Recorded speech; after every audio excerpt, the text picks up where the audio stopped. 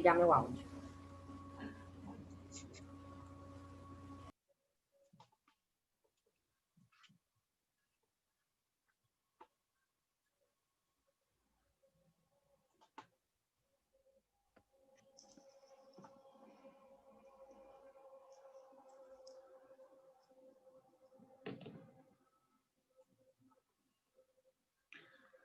Boa tarde, pessoal. Desculpem aqui pelo atraso, um probleminha técnico. Muito boa tarde a todos. Pessoal entrando aqui no nosso canal do YouTube, estamos ao vivo. Meu nome é Pascoal Nadeu, eu sou um dos sócios da EDA e da Busca Legal, as empresas que estão promovendo essa live com o apoio da BSSP. Bom, são muitos inscritos, tomara que todo mundo consiga entrar. A gente já passou de 250 inscrições, mas nem sempre as pessoas conseguem acessar aqui ao vivo, mas depois podem nos procurar aqui pelo canal do YouTube. Quero agradecer muito pelas ilustres participações na live de hoje, além dos professores e sócios da EDA, a doutora Karen Juredini Dias e doutor Marcos Neder. Nós teremos a oportunidade de ouvir o doutor Altamiro Lopes Bezerra, a doutora Maria Alva Calabric e o meu caro doutor Paulo Conrado, a quem eu novamente agradeço por terem aceito o convite da EDA. Na live de hoje a gente vai falar sobre a tributação de celebridades e profissionais liberais, um assunto muito interessante e mais uma discussão pioneira aqui em lives como as demais que a gente tem feito pela EDA. Lembrando que vocês podem compartilhar o link da live agora nas suas redes sociais e também depois da realização, porque o vídeo vai ficar disponível aqui no YouTube da EDA e da Busca Legal. Fiquem à vontade para postar as suas perguntas, se o tempo permitir nós vamos selecionar algumas e responder no final da live. Espero que todos aproveitem bastante, tenham um excelente evento. Eu passo a palavra para o meu amigo, sócio da EDA, professor e doutor em Direito, doutor Marcos Neder. Marcos, com você. Boa tarde a todos, eu agradeço a audiência, mais um evento da EDA, Escola Dialética de Direito e Administração. Hoje nós temos um tema super interessante e polêmico. Muitos profissionais especializados se organizam na forma de empresa, com trabalho personalíssimos. E há uma discussão muito grande se eles efetivamente podem exercer essa atividade, que é muito ligada à expertise daquela pessoa física como pessoa jurídica. É o fenômeno que foi chamado vulgarmente de pejotização. Nós temos uma série de discussões, inclusive decisões do Supremo, e eu reuni um grupo de super especialistas nessa área, e tentando mostrar as diversas faces desse problema. Então, estão aqui conosco o doutor Altamiro Bezerra, um dos maiores especialistas na área chamado mercado da bola, um analista financeiro, muito experiente que vai nos dar uma visão empresarial. Minha querida sócia Karen Juredini, professora e doutora, o professor Paulo Conrado, juiz federal, que quase dispensa a apresentação, então todos conhecem ele. Minha amiga também, auditora da Receita Federal, mestre em Direito Tributário pela Universidade Federal da Bahia, e que foi até por pouco tempo, ainda esse ano, conselheira da segunda sessão do CARF, e julgou exatamente essa matéria que nós vamos discutir. Então, você vê que eu estou com conhecimentos multifacetados e posições diferentes para a gente entender um pouco esse fenômeno. Cabe a mim fazer uma pequena introdução sobre o tema. Na verdade, as pessoas cada vez mais se organizam na forma de empresa.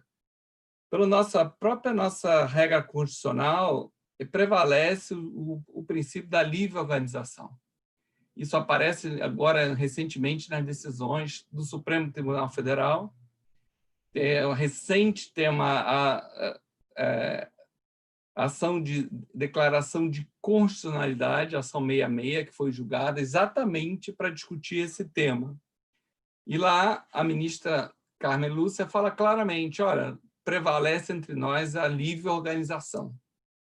Então, é isso. O sistema permite que eu me explore a atividade como empresa. Muitas vezes, o profissional um jogador, um artista, um jornalista, ele não tem tempo para se dedicar aos contratos, a captar novas situações, a organizar, a cobrar. Isso todo gera uma atividade empresarial. E o sistema brasileiro, jurídico brasileiro, admite isso. É só ver exemplo, tem vários exemplos. O artigo 980-A do Código Civil permite que eu constitua uma EIRELI unipessoal para explorar direito de imagem do próprio autor. Esse é um dos maiores exemplos que é possível, segundo o nosso ordenamento, que eu explore a atividade, mesmo ela sendo personalíssima, através de empresa.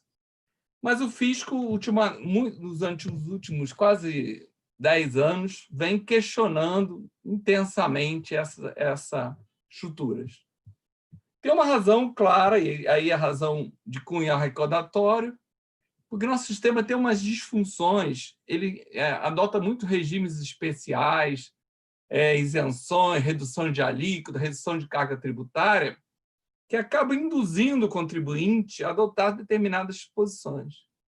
Se ele atuar nessa prestação de serviço como pessoa física, ele vai pagar a empresa. Quanto custa isso para a empresa? Ela vai pagar o rendimento dele, vai ter uma retenção na fonte de 27,5%, e ainda tem as incidências previdenciárias. Se ele for com um vínculo empregatício, vai quase a 68% de encargos. Se for um vínculo de prestação de serviço, no mínimo aumenta 20%. Então, eu estou na base de uns 45%, no mínimo uns 45%. Se ele optar por fazer essa mesma atividade como empresa, como uma prestadora de serviço, ele vai ter o pacote de tributos, imposto de renda, contribuição social, sobre lucro, PIS e COFINS, ISS, e vai pela casa dos 17%. Então, é muito atrativo, do ponto de vista econômico, se organizar na forma de empresa. Mas, se o ordenamento permite, é muito possível essa opção. Há várias opções na legislação tributária. Por exemplo, se eu vou optar ser simples, ou ser lucro presumido, ou ser lucro real, as tributações são completamente diferentes. E é uma opção legal. Eu posso optar por um, por outro. Na declaração de pessoa física, se eu vou tributar em conjunto ou em separado. Agora, se eu prefiro explorar minha atividade cresce, eu estou cada vez mais conhecido, eu preciso de uma estrutura empresarial, a regra é que eu posso. A exceção vai ser os casos em que se comprovar que eu estou em abuso, né? Estou fraudando, ou caso de simulação. E isso é o ônus de prova do fisco. Uma breve evolução dessa matéria e dos litígios que se formaram, o fisco, a partir dos anos 2000, começou a fazer autuações, desconsiderando as pessoas jurídicas e tributando as pessoas físicas. Alguns casos bem famosos, a autuação do Filipão, que foi técnico do Palmeiras, na época que ele era técnico do Palmeiras. Google, tenista, que explorava direito de imagem através da empresa com seu irmão. Ratinho, apresentador de televisão. Boechat, jornalista. Todos foram autuados, muitas vezes até com multa qualificada, ou seja, com acusações de... Quando, na verdade, eles se estruturaram para atuar como empresa. A comunidade toda, vendo aquela insegurança jurídica, acabou gerando um pleito ao Congresso e foi aprovada o artigo 129 da Lei 11.196. Era conhecida como Lei do Bem. E ela veio, curiosamente, geralmente as lacunas são aprovadas para deixar mais claro a posição do fisco. Dessa vez foi ao contrário. Curiosamente, até vou ler uma parte, que é o objeto bem da nossa discussão. O artigo 129 começa assim: para fins fiscais e previdenciários, é o começo da lei. Ou seja, uma norma bem específica de tributação e também envolve previdenciária, nas relações com vínculos e sem vínculos. a prestação de serviços culturais, inclusive de natureza científica, artística ou cultural, em caráter personalíssimo ou não. Então, ele era especificamente para tratar dessa questão. O fisco, às vezes, alega, por exemplo, olha, quando você for falar de jogador de futebol, essa lei não se aplica. Que aqui fala científica, artística ou cultural. Mas, na verdade, quando eu estou falando em exploração de direito de imagem, exploração da celebridade em si, é muito mais um fenômeno cultural. Quando o Cristiano Ronaldo vai lá vender shampoo anti-caspa, vai vender o carro, ele não está ali na figura dele como atleta esportivo. Ele está ali porque ele tem milhares de seguidores, ele é admirado, e isso leva a essa atividade cultural. E a lei é bem específica, com ou sem designação de qualquer obrigação a sócio ou empregado. Não importa se ele tem empregado ou não, deve-se aplicar a legislação das pessoas jurídicas. E aí vem a ressalva, salvo em casos de abuso. Essa lei parecia resolver, dar segurança. Só que ela, na jurisprudência ao longo do tempo, ignora essa lei. Diz, olha, não é para o meu caso, porque aqui nós estamos discutindo vínculo de emprego, então ela não se aplica. E muitas vezes inverte o ônus da prova, muitas vezes trazendo para o contribuinte o ônus dele provar que a minha empresa tem uma exploração substancial. Ele fala, tem 10 empregados, aí o fisco fala, não, 10 não é suficiente. E assim vai. O serviço não existiria sem a celebridade, então é pessoa física e não jurídica. Apesar dessa norma ser bem clara, ela acabou sendo, depois, é só olhar a jurisprudência, relativamente ultrapassada nos julgamentos dos lançamentos tributários. Só que, diante desse quadro de insegurança, foi provocado o Supremo Tribunal Federal, através da Confederação Nacional de Comunicação Social, ligada aos jornalistas, provocaram o Supremo e perguntando, essa lei é constitucional? Eu posso me basear nela? E essa decisão foi curiosa, porque ela demora muitos anos, ação direta de constitucionalidade, mas essa entrou em outubro, em menos de 6 meses começou a ser apreciado o tempo recorde, quase uma coisa sui generis. E a ministra Carmen Lúcia veio dizer, olha, é constitucional, a regra é a liberdade empresarial, e só em casos excepcionais ela pode ser descaracterizada. Ela fala até o termo curioso de maquiagem jurídica. Se realmente é uma relação de trabalho e ele bota um contrato de imagem, aí caberia o fisco provar que aquilo ali é um desvio. Então, veio reforçar essa decisão do Supremo que é possível a exploração através de empresa e, particularmente no caso dos jogadores, eles são a atração do espetáculo. Eles podem receber, a Lei Pelé diz isso, a Lei 8.615, que eles têm direito a receber uma parcela como direito de imagem. E aí eu estou falando do jogador como atleta do clube. E tem a outro segmento, que é o jogador como celebridade, que mais de 100 jogadores foram autuados pelo CARF, e pelo menos do que eu sei, muitos tiveram decisões de instâncias baixas relativamente favoráveis, mas o único que teve reconhecido a substância da empresa que explora direito de imagem foi o caso do Neymar Júnior. A maioria teve decisão de instâncias favoráveis e acabaram na Câmara Superior sendo revertido. É o caso do Pato, de vários, que tinham efetivamente exploração de direito de imagem. Às vezes tiram a multa, porque pensar isso como crime, se a legislação permite, às vezes é muito violento. Então, às vezes, algumas câmaras tiram a multa, mas a jurisprudência se tornou maciçamente contrária. Isso não ocorre no judiciário. O primeiro caso que chegou famoso foi do Boechat, e o STJ entendeu que essa regra se aplicava, protegia ele poderia ter a exploração, e entendeu mais que a lei retroagia para o período anterior porque era interpretativa. Então, nós temos todo esse cenário de discussão. Na seara dos jogadores, ainda temos a Lei Pelé, que permite o pagamento de direito de imagem independente dos contratos de trabalho do jogador. Esse seria o contexto que nós vamos situar a questão. Para começar a entender melhor isso, eu vou passar a palavra ao Dr. Altamiro Bezerra, economista, que vai dar um cenário, a gente vai aprender um pouco como isso é na prática, como é explorar direito de imagem, como, de ponto de vista de quem está nesse mercado, como é a atividade empresarial de explorar direito de imagem. Altamiro, por favor. Boa tarde a todos, um abraço aos colegas e a todos que estão presentes acompanhando a live.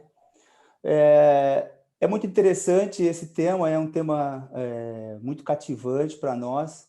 Eu, como economista e oriundo do mercado financeiro e advisor desse mercado já há mais de 10 anos, posso acompanhar juntamente com os colegas que estão atuando nessa questão. Então, exatamente a questão que eu quero trazer para agregar nessa discussão é justamente, eu vou usar uma palavra aqui que ela vai nos acompanhar ao longo dessa explanação, que é a autonomia.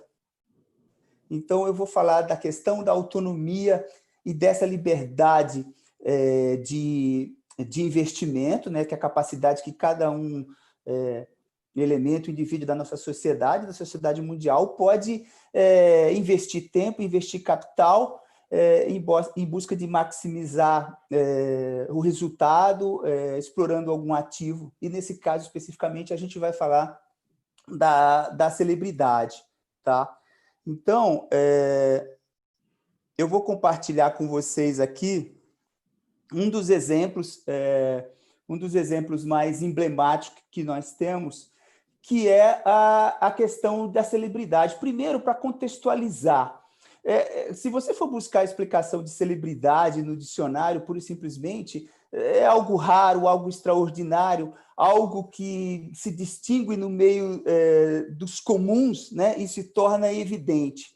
Eu estou fazendo essa distinção para vocês para explicar que não necessariamente o fato de você ser célebre, de você ser reconhecido, isso vai te gerar alguma remuneração por isso. E isso é muito importante fazer essa distinção. Por quê? Porque é a velha lei, a lei mais antiga do mercado, que é de oferta e demanda. Ou seja, nós temos a oferta de milhões de celebridades, mas o mercado não demanda por elas. O que é essa demanda? Ou seja, atribuir preço a ela. Então, nós vemos aqui um exemplo muito, muito emblemático disso, que é alguém, é a imagem de alguém, né? Ou seja, a imagem personalíssima que tem suas características derivadas disso. Ou seja, eu nasço Altamiro e vou morrer Altamiro. Porém, a minha voz, o meu nome, o meu apelido, os meus aspectos físicos, eles podem ser cedidos, né, e explorados e comercializados. E quem é que vai atribuir valor a isso? É como eu gosto sempre de citar, e o Marcos gosta muito, Platão, ele definiu bem mercado. É o encontro entre compradores e vendedores que podem resultar em alguma troca. Quando o mercado enxerga esse valor em algum ativo, qualquer que seja, nesse caso aqui nós estamos falando da celebridade, essa celebridade, além dela já ser notória e destacada no mercado, ela vai se sobressair. Por quê? Porque o mercado lhe atribuiu um valor. Que valor? O preço. E aí, como o doutor Marcos citou, dependendo da magnitude e da capilaridade e de que mercados você está propenso a atingir, é necessário que você crie uma estrutura empresarial para que você, organizadamente, com boas práticas, com condutas, você busque esse mercado e você possa maximizar a comercialização desse ativo. Ou seja, que ativo? Essa imagem que deriva do direito personalíssimo. Então, eu trouxe aqui, por exemplo, a questão para a gente falar exatamente dessa autonomia. A empresa que detém, né, a seção temporária de exploração e comercialização com terceiros existe há 14 anos. A imagem da celebridade, ela nasce muito antes do próprio ser reconhecido como um atleta profissional. E quem diz isso não é a empresa que se constitui para ceder ou explorar essa marca, é o próprio mercado que vai encontrando sinergia, um mercado autônomo que não tem qualquer vínculo necessariamente com o ambiente ou arena onde são disputadas partidas desportivas, mas que, sobretudo, encontram nesta marca, neste brand, que foi, vamos dizer assim, criado a partir da imagem personalista, mas que se dissociou do aspecto da profissão principal. E aí ela carregou para o lado da celebridade. E todos os outros brands que estão no mercado para buscar mercado consumidor e atrelar os seus produtos, maximizando, buscando aumentar sua carteira de clientes e oferecer seus produtos, ele encontra uma sinergia entre a sua marca e a marca desse brand, dessa celebridade que se criou. Então, o que a gente verifica no slide que eu estou mostrando para vocês? Que existe uma autonomia completa entre cada marca, de cada segmento, que são distintos, com qualquer aspecto relacionado à arena onde se disputa uma partida de futebol e pode-se suscitar ou cogitar alguma relação de natureza elaborativa do vínculo que seria de um atleta. Não é disso que estamos falando. Nós estamos falando verdadeiramente de um surgimento, de um nascimento de uma celebridade, ou seja, algo extraordinário que se destaca, e quem reconhece isso, na verdade, é o próprio mercado. Então, o mercado de diferentes segmentos, de diferentes brands, eles autonomamente, ou seja, independentemente um dos outros, e que cada um está unicamente conectado ao seu cliente, ao seu público-alvo, ele vai encontrar neste brand, nesta celebridade, uma maneira de difundir os seus produtos e de crescer no mercado. Ou seja, maximizar os seus lucros, maximizar os seus resultados, incrementar sua carteira de cliente, aumentar sua competitividade de uma maneira completamente autônoma. Nós vemos um fenômeno de natureza global. Então, eu estou mostrando para vocês uma relação que existe de total autonomia e que traz para a gente cada empresa em continentes diferentes, em mercados diferentes, em setores diferentes, completamente distintos e autônomo, ele consegue, através dessa, vamos chamar assim, dessa fusão de marca, ou seja, dessa sinergia. Aqui eu estou mostrando para vocês uma empresa do Oriente Médio, do setor financeiro, que consegue encontrar sinergia de produtos financeiros com esse brand, com a imagem da celebridade, que é mundialmente conhecida e pode ser difundida globalmente. Ou seja, note que existe uma total dissociação com o local de trabalho principal do indivíduo personalíssimo. Aqui nós estamos falando de uma imagem, de um atributo que está ligado a isso, mas que é completamente autônomo. Então, eu trouxe alguns exemplos, ali eu mostrei da indústria financeira, agora eu trago para a questão da L'Oréal, que é uma das maiores distribuidoras de cosméticos do mundo, para uma das suas empresas diesel, que monta uma linha de perfumes. Então, aqui também a gente encontra essa total autonomia, inclusive na questão de mercado, ou seja, eu estou falando do mercado financeiro e estou falando do mercado de cosméticos. E com aspectos e atributos, ou seja, reproduzidos, desta celebridade. Aqui eu trago uma empresa italiana, ainda na Europa, assim como a L'Oréal, mas já para o mercado de moda casual. Então, eu estou falando de mercado financeiro, eu estou falando do mercado de cosméticos, do mercado de vestuário, moda jovem, casual.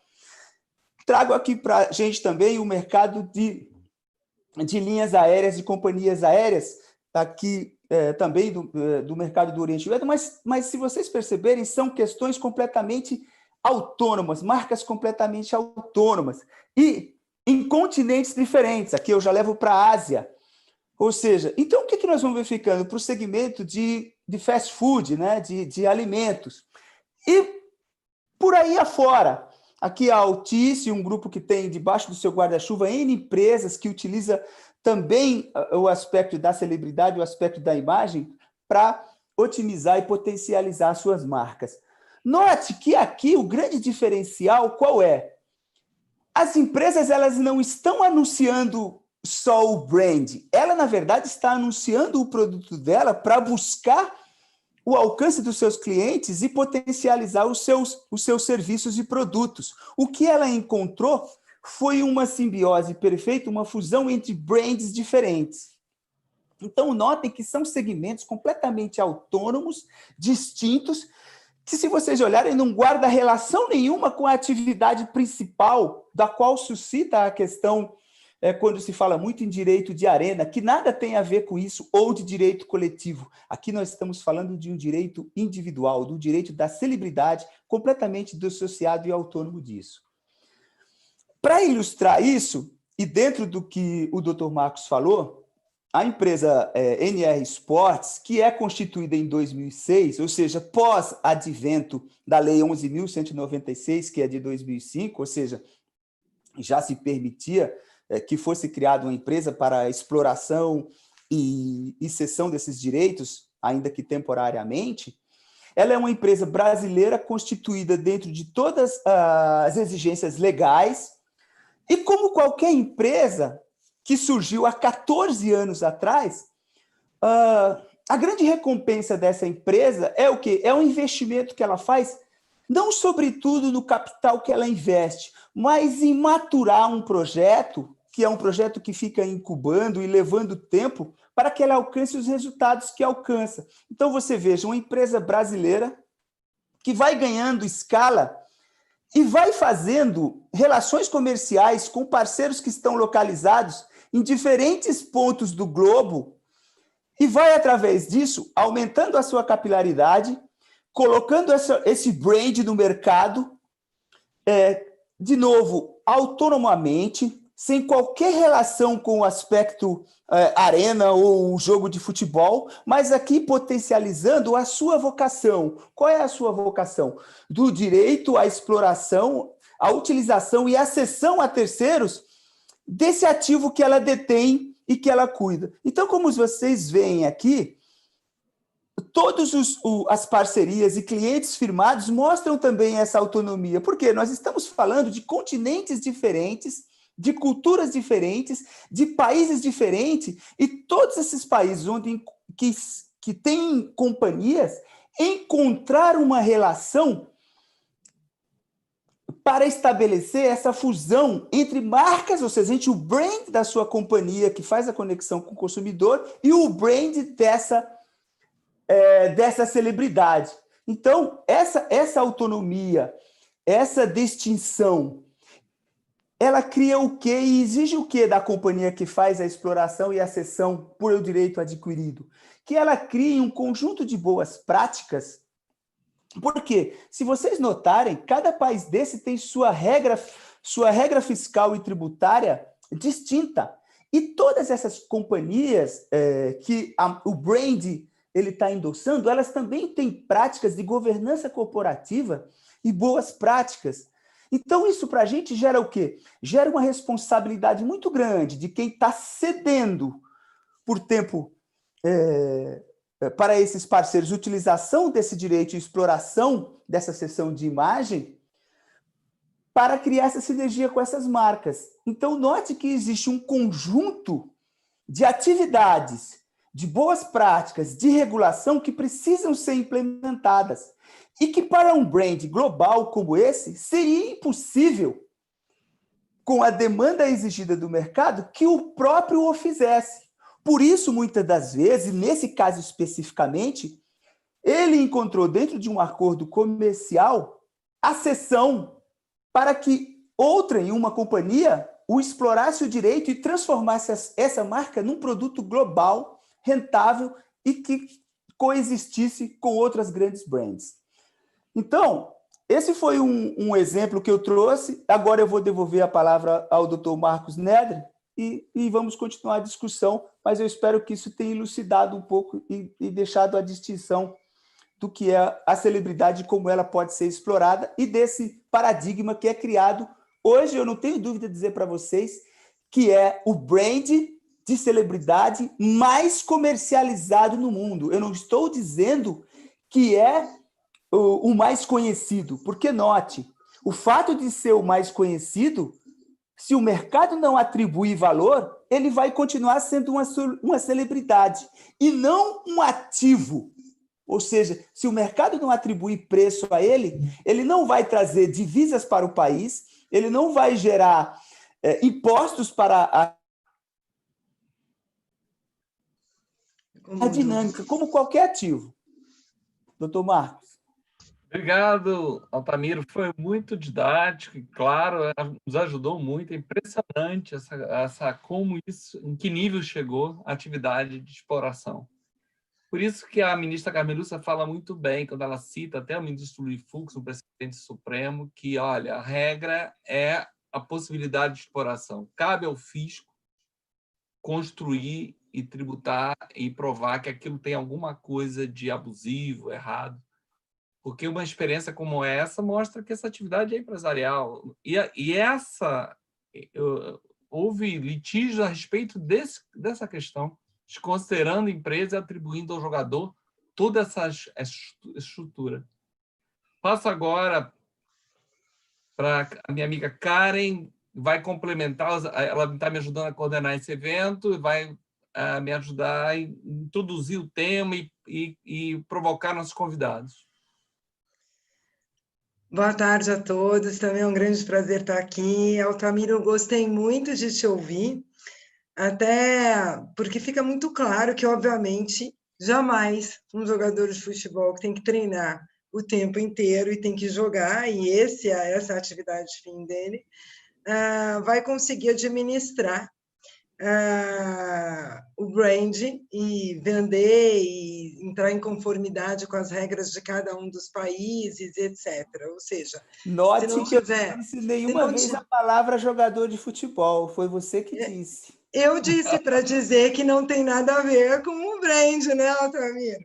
E você não me deixou concluir, mas eu ia concluir no seguinte sentido, né? Se não fosse o Altamiro, a gente não teria uma empresa tão bem sucedida, entende? Então, na verdade, não dá para dizer que é ele que administra a venda da marca e toda a administração dessa exploração de imagem.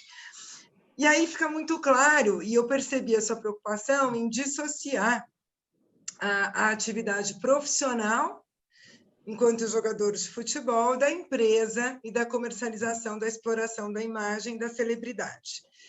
E eu quero colocar um contraponto nisso, porque se isso, para mim, fica tão claro que, de fato, eu tenho uma pessoa jurídica e uma atuação empresarial onde pouco é como se o jogador, enquanto jogador, prestasse um serviço para aquela organização ou, enquanto sócio, cedesse e recebesse pela cessão dessa exploração da imagem dele.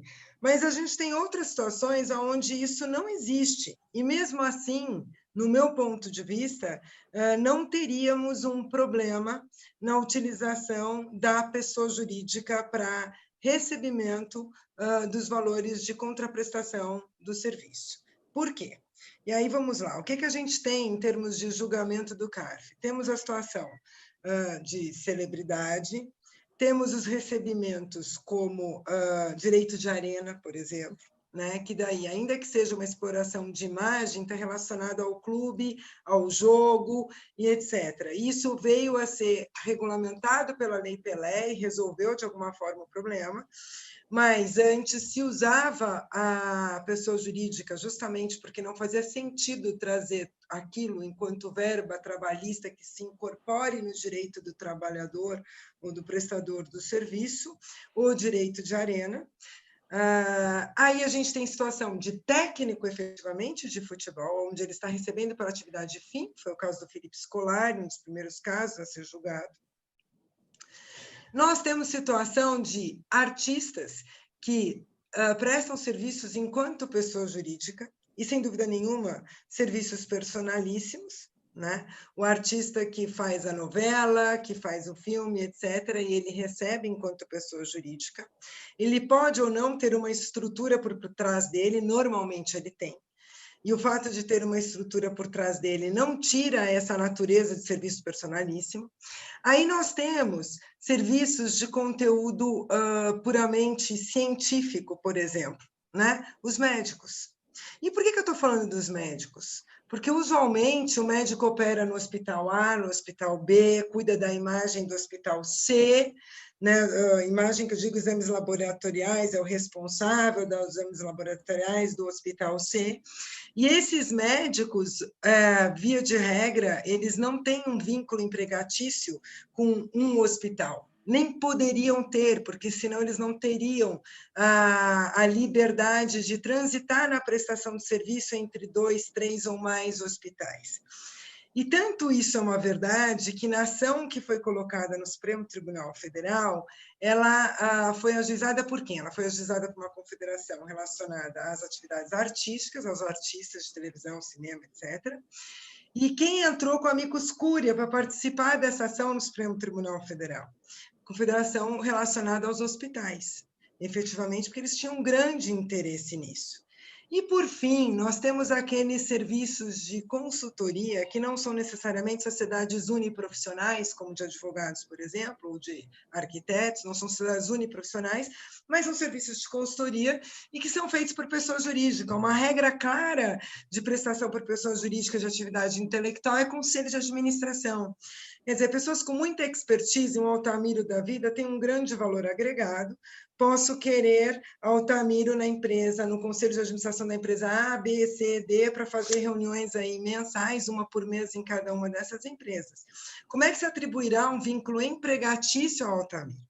E ali ele está com um serviço personalíssimo. O que se contrata é aquele serviço, aquele conteúdo personalíssimo do Altamiro, para cuidar do marketing daquela empresa, para opinar na divulgação daquele brand, daquela empresa. E, portanto, é importantíssimo que ele esteja no conselho de administração e dê diretrizes uma vez por mês. Ele pode fazer isso em 5, 6 empresas. E, na verdade, ele não pode ter um vínculo empregatício com essas empresas e nem deve ter. E ele faz isso via uma pessoa jurídica. Então, eu quero trazer essa discussão para um conteúdo mais amplo, que é aquela em que eu, sim, estou prestando um serviço personalíssimo ligado à minha atividade fim, à minha expertise, e estou fazendo isso via pessoa jurídica. E aí a gente tem as autuações que caminham no seguinte sentido nessas situações. Elas pegam a pessoa física que prestou esse serviço personalíssimo, como o Marcos falou, e vai autuar essa pessoa física, cobrando, sem olhar para a diferença, ela cobra direto os 27,5%, porque ela fala, você deveria ter pago o imposto de renda como pessoa física e não como pessoa jurídica. E para quem pagou, ela vai lá e tributa cobrando o INSS previdenciário. Tudo isso com multa, normalmente a Receita já vai na largada, coloca a simulação, multa de 150%, a proposta de acusação fiscal para fins penais, e nem fala de imputação. Nos casos que a gente tem no CARF, quando admitido que não se trata de fraude, tira-se a multa qualificada e determina-se a imputação do que pagou pela pessoa jurídica para diminuir do valor devido enquanto pessoa física. Se mantém a tributação na pessoa jurídica. Casos extremos, que é de conselho de administração, se houve alguma ilicitude com aquela empresa, ou seja, o cara prestou serviço para 5 empresas, uma delas está, sei lá, teve acusação de lava-jato. Para todas as que ele prestou serviço, a empresa que pagou, inclusive, vai tomar uma autuação de 35% do gross-up, que chega a 50%, como pagamento sem causa. Quer dizer, a gente chega num absurdo de 200% do valor virar autuação e se cobrar dos dois lados. E com fins penais também. E eu acho, sinceramente, que aí, se há algum abuso por parte da Receita Federal do Brasil. E a gente tem esse problema no Brasil. A gente tem um problema de ter somos campeões em litígio fiscal no Brasil, e, via de regra, somos campeões em litígio porque existe uma cultura de arrecadação sem observar a lei.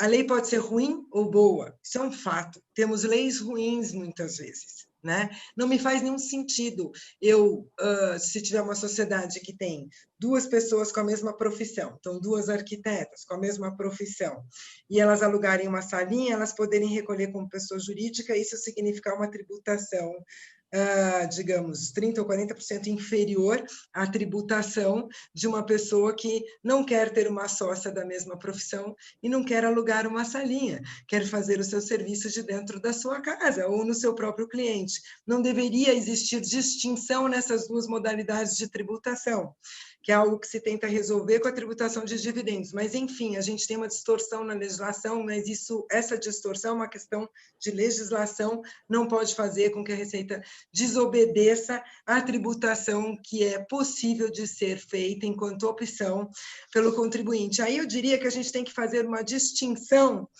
entre o período antes e depois do artigo 129 da 1196. Porque, veja, o primeiro ponto é que ele diz, é prestação de serviço de natureza científica, artística ou cultural, sempre no campo intelectual. Estou partindo do pressuposto que quem está optando por fazer para pessoa jurídica não é aquele fulano que está sendo enganado, não é aquele cara que tem aquele aspecto de subordinação total na empresa. Ele pode fazer em caráter personalíssimo ou não, e pode, em caráter personalíssimo ou não, fazer por pessoa jurídica. Isso não vai poder ser desconsiderado para fins de tributação, deverá ser observada a tributação da pessoa jurídica. Esse é um dado muito importante. Então, a gente tem muita jurisprudência do Tribunal Administrativo do CARF, que são autuações anteriores a esse artigo. E aí ela é julgada depois que veio essa lei. E eles falam, a lei não retroage. E por quê? Porque a gente tem a mania de não observar a vontade do legislador. Porque esta lei veio para retroagir, né? Por que ela veio para retroagir? Ela veio para retroagir porque na exposição de motivos, e isso a gente tem que aprender a respeitar, o legislador veio e falou, o CARF está mantendo a autuação dizendo que é serviço personalíssimo. E como é personalíssimo, o real beneficiário é aquela pessoa que prestou o serviço personalíssimo. Então, é o auto-amiro no Conselho de Administração, um serviço personalíssimo. E é por isso que ele não pode fazer para pessoa jurídica. Ele veio e falou assim, olha, sabe aquela interpretação que está dando a Receita Federal? Olha o que está escrito na exposição de motivos.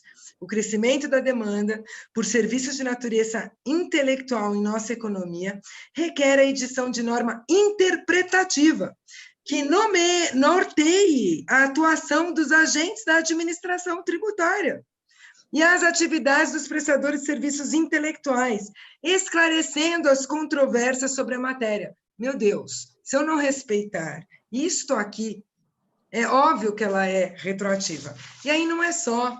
Eles dizem o seguinte, mas se você tiver colocado seu filho como sócio, tem uma simulação, porque ele não tem nada a ver com essa prestação de serviço. Ora, essa lei é de 2005. E é interpretativa. A possibilidade de não ter sócio numa pessoa jurídica veio com a Eireli em 2011, e a outra, da Sociedade Limitada, em 2019. É claro que eu não posso dizer que a lei não existe até 2011. Então, é óbvio que, uso e costume, você colocava com uma cota uma pessoa jurídica que não tivesse a mesma função que você naquela empresa. Então, esses pontos, eu acho que o marco da legislação é muito importante para fins de determinar que, sim, é uma retroação, porque foi uma interpretação indevida da administração da Receita Federal do Brasil. 2, eu não preciso que tenha uma empresa com substância, porque se é um serviço personalíssimo, é óbvio que a atividade da pessoa se confunde com a própria empresa, que, ao final, é sempre uma ficção. E aí eu tenho um terceiro marco aqui, que é o da ação direta de constitucionalidade 66, que o Marcos falou, que, assim, só no Brasil, para vocês verem como a gente não obedece lei, eu preciso ter uma ação direta de constitucionalidade. Não é que eu estou pedindo ação de inconstitucionalidade, é uma ação direta de constitucionalidade para se fazer respeitar a lei. E por mais que não tenha concluído a votação no Supremo, com 7 votos favoráveis e um contrário e um impedido, ainda que os outros 2 votem por a inconstitucionalidade da lei, ela já está declarada constitucional, já está resolvida a questão, e ela tem efeito erga omnes. Não me parece que a Receita possa não observar a ADC. Qual seria a ressalva? A ressalva seria aquela situação extrema, onde efetivamente eu estou burlando uma situação de subordinação de um serviço não intelectual, onde quem está sendo tratado não tem o discernimento de escolher ser tributado dessa forma, porque ao escolher ser tributado dessa forma, ele também está abrindo mão do seu 13º salário, etc., etc. Então, ela deveria servir para proteger aquele que vai ser tributado dessa forma, se ele escolheu ou não, e se ele está dentro do critério de serviço intelectual. Mas me parece que não faz mais nenhum sentido dizer que, por ser personalíssimo, eu não desconsidero a empresa, mas o real beneficiário é aquele fulano. Não, a legislação me deu essa autorização. É um disparate da nossa lei tratar diferente a pessoa física e a pessoa jurídica. Isto é um problema de legislação e não do contribuinte. E aí a gente tem também a discussão sobre a terceirização, que também foi julgada pelo Supremo Tribunal Federal na ação de descumprimento de preceito fundamental, a DPF 329. E lá também o Supremo chancelou que é possível a terceirização e a quarteirização. O que a gente não pode fazer é contratar uma empresa que não tenha nenhuma capacidade financeira para ter aqueles funcionários. Né? E as coisas não se confundem, porque a terceirização de uma atividade fim é, via de regra, a limpeza, etc., é o chão de fábrica, vamos dizer assim, ou a tarefa administrativa. E o que a gente chama de pejotização são esses serviços intelectuais. Então, eu queria trazer para o Paulo Conrado, e para todos vocês algumas perguntas, né, que, na verdade, é muito para a gente aqui discutir se, em sendo um serviço personalíssimo, ainda que tenha a ver com a profissão, um conselho de administração, não consigo imaginar ter algum conselheiro na administração como empregado, me parece até impossível isso. Né? Então, um conselho de administração, uma atividade intelectual de consultoria, um artista, um técnico, por que ele não poderia prestar isso por meio de pessoa jurídica? Mas a legislação retroage, ou eu posso ignorar a exposição de motivos, até porque nada mudou antes e depois dessa lei, em termos de regulamentação do imposto de renda da pessoa física e pessoa jurídica. E os efeitos dessa ação direta de constitucionalidade, que eu considero votação certa já, né? Não tem como modificar mais esse resultado da ADC. Então, basicamente, essas questões me parecem fundamentais aqui para trazer para a gente debater, e, se me permite, também queria levantar uma questão de o que eu vou considerar como nível de subordinação que não pode existir, para que eu possa afastar a prestação de serviço por pessoa jurídica. Parece que no serviço intelectual essa subordinação ela é praticamente impossível dada a natureza da atividade desenvolvida, né? Um artista tem uma subordinação, eventualmente todo mundo tem que estar lá naquele horário, como eu tenho com o meu cliente se eu marcar uma reunião, né, Altamiro? Você também tem um nível de subordinação, Marcos, né? Eu estou sempre subordinada ao Marcos Nedre, quando ele marca reuniões, eu chego atrasada e tomo bronca, e assim por diante. Então, nível de subordinação algum a gente sempre tem, né? Senão, com a nossa própria profissão, o nível de subordinação vai sempre... Como você vai passar para Marial, vou ter que defender um pouco ela, né? Na verdade... Não, deixa que ela se defende, Marcos. Marial vai se defende muito bem. Eu vou passar para ela e depois No final, eu quero falar de novo, porque eu quero falar, a gente colocou lá da reforma, eu queria só dar uma pitada, porque a reforma que o próprio governo acabou de propor, ela induz, quase obriga a pejotização, que, graças a Deus, foi declarada constitucional, porque não vai ter outro jeito, e quero ver alguém, um hospital, que já vai ter um aumento brutal no preço, não contratar pessoa jurídica e contratar médico na pessoa física. Vai se tornar impossível isso para o hospital, porque vai encarecer demais a contratação. Então, a gente chega lá, mas eu vou passar para a Marialva, não precisa falar por ela, não, que a gente sabe que ela se defende bem. Marialva, pode se defender aí, bater na cara, viu? Ela bateu na Receita Federal logo na entrada. Não Mas eu bati gostei não, da fala dela, Marialva, porque não ela bati. É só foi opinião, mais ou menos na linha do que eu estava pensando. Eu estava pensando em conduzir aqui, porque esse artigo 129, ele traz realmente à baila uma série de discussões, e eu acho que a discussão tem uma discussão abstrata aqui sobre a constitucionalidade dele, que está sendo discutida nessa ADC, e eu espero que a interpretação seja conforme, porque eu acho que a exclusão aqui, ou melhor, a parte previdenciária desse dispositivo, né, a possibilidade de tratar isso nas pessoas jurídicas, eu considero isso inconstitucional, por conta do princípio da solidariedade, que eu acho que prevaleceria sobre a liberdade de iniciativa, que é um dos pressupostos defendidos na ADC. Mas, independente disso, eu acho que a polêmica vai existir sempre, porque tem a ver com a subsunção dos fatos. E a questão que a Receita se depara são com os fatos. E aí, como você trouxe, cada caso é um caso, tem vários casos.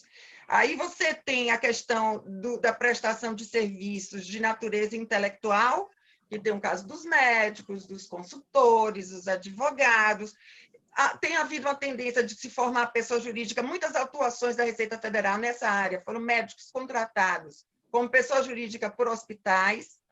A gente vai encontrar decisões do CARF a favor e contra o contribuinte. Normalmente, quando é decidido a favor do contribuinte, é porque a Receita não conseguiu provar exatamente essa subordinação, né? Essa caracterização do vínculo do emprego, que eu acho que hoje vai se resumir realmente tão somente a provar a subordinação. Aqueles outros elementos da caracterização do vínculo do emprego ficam muito difíceis de serem demonstrados nessa prestação de serviços intelectuais. Então, vamos para a questão de prova. E a outra discussão que também está vindo aqui é a questão dos jogadores de futebol e das celebridades, que também são duas coisas separadas, porque o jogador de futebol, quando ele tá vendendo a imagem dele, o direito de imagem, ele vende dentro do jogo, durante o jogo, e essa imagem que ele vende, a Receita Federal, normalmente, aliás, na maioria dos casos, a Receita Federal descaracteriza e o CARF tem realmente tributado na pessoa física. E a outra imagem, o direito de imagem da celebridade, que foi o que o Altamiro tentou defender, que é uma outra questão. No caso do direito de arena, parece que eu concordo com você, né? A imagem do jogador durante o jogo de futebol, ela não se confunde com a imagem da celebridade, que é o jogador de futebol. Agora eu pergunto, gente, a imagem da celebridade do jogador de futebol é um fato que se subsume à norma do artigo 129? Quando o Neymar ele vende a potência que o nome dele representa, influenciando o consumo pelo mundo inteiro, ele está prestando algum serviço de natureza científica, artística ou cultural? Eu entendo, primeiro, futebol, a própria Constituição separa de cultura. Futebol como manifestação cultural, a Constituição não trata como cultura. E, além do mais, a influência que Neymar faz no consumo das pessoas, isso também não é cultural, gente.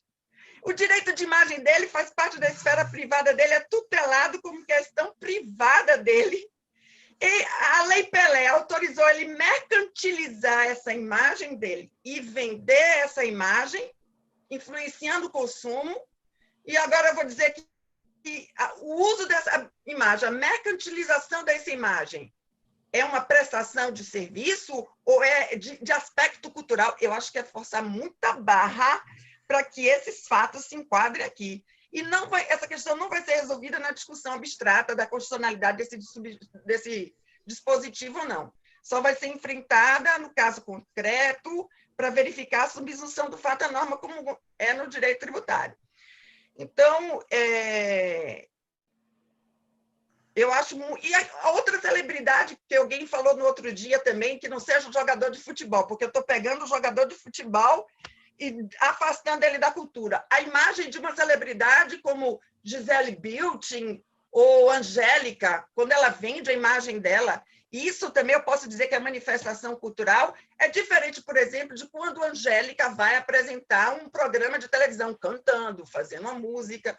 E aí a gente vai ter que, no fato concreto, verificar se aquele contrato de prestação de serviço que ela está fazendo ali se demonstra algum vínculo empregatício para descaracterizar a pejotização. Então, eu acho que você fez um apanhado e acho que no apanhado que você fez já demonstra que a gente não vai ter como decidir isso a priori. Isso somente no caso concreto e a ação de declaração de constitucionalidade, eu entendo também que não vai resolver essa questão. A Receita está fazendo isso apoiada no ordenamento jurídico. Quando ela desconsidera o vínculo empregatício dos médicos, ela faz isso com apoio no decreto do regulamento previdenciário, que permite que ela desconsidere. Faz também com base no artigo 116, que isso é outra discussão que se faz. A Receita pode desconsiderar, e aí eu já vou passar a bola para Paulo, desconsiderar a pessoa jurídica, a personalidade jurídica, isso não é privativo do judiciário. A Receita não desconsidera a personalidade jurídica, a Receita desconsidera os negócios que são praticados com base em simulação, que não é um vício de vontade, como diz Marco Aurélio Greco, é um vício de motivo, quando o único objetivo de se criar uma pessoa jurídica é tão somente a redução da carga tributária, né? Não se traz mais nenhum elemento que seja de natureza empresarial que possa demonstrar isso. Mas tudo isso, eu volto a repetir, gente, não é, a discussão em abstrato ela enriquece, porque vai nos dando fundamento. Ouvir você me ajudou muito, inclusive, a repensar alguns elementos que eu tenho na minha cabeça. Então, vai nos ajudar até a formar os substratos de sustentação de oposição ou outra, mas não nos vai permitir decidir a priori os casos, porque vai realmente depender dos fatos, como é no direito tributário sempre. Tá? Passo a bola agora para Paulo. Paulo, peraí, Marialva, só uma coisinha. A questão do propósito negocial do parágrafo único do 116 do Código Tributário Nacional, que também tem sido fundamento por vezes, porque eles usam por fundamento como real beneficiário por conta de atividades personalíssimas. Alguns, e aí é uma desconsideração indireta da pessoa jurídica. É uma desconsideração indireta, tanto que vem a discussão quem trabalhava, onde está o imóvel, a sede, etc. E outra, no parágrafo único do 116, na verdade, a gente também tem, graças a Deus, o Supremo Tribunal Federal se manifestando nisso, e é a primeira vez que o contribuinte entra contra uma regra, e o Supremo diz que essa regra é válida, mas o fundamento ajuda o contribuinte e resolve o problema, porque ele diz que a regra é válida só nos casos de simulação. Então, veja, é possível que a gente considere como simulação o fato de ter uma empresa que seja a sede na própria casa da pessoa e que ele preste o serviço. Essa é a grande discussão, né? Se isso fosse uma simulação, a gente não teria hoje regulamentado EIRELI e sociedade individual. E antes disso ser regulamentado, de toda forma, a pessoa jurídica é sempre uma ficção. A grande discussão é: pode ou não pode? Ou eu tenho que resolver a distorção do sistema que tem uma tributação de INSS a 20% para a pessoa física? Vamos. Só queria só apimentar aqui a discussão para o Paulo. Por favor, Paulo. Muito bem, eu estou me sentindo privilegiado, porque são tantas informações, são tantos inputs, né? A gente fica de fato, numa posição difícil, mas, ao mesmo tempo, privilegiada, né? Eu assim, sem pretender uma espécie de teoria intermediária, mas assim eu vejo muita pertinência em tudo que foi falado, né, desde Altamiro até Marialva, porque realmente eu acho que o aspecto nuclear do problema reside no fato. O grande problema está na construção de conceitos a priorísticos, né, sobre, por isso, inclusive, me permitam aqui externar a minha compreensão a respeito da ADC 66, ok, o instrumento é previsto no sistema, ele serve para cimentar, digamos assim, né, esse ambiente de insegurança, mas me parece que, assim, o Supremo ter dito o que disse ou não ter dito não muda muita coisa, porque a atividade que deve ser exercida pela Receita Federal recai sobre fato. O grande problema, me parece, são os casos que se baseiam em reinterpretações da norma.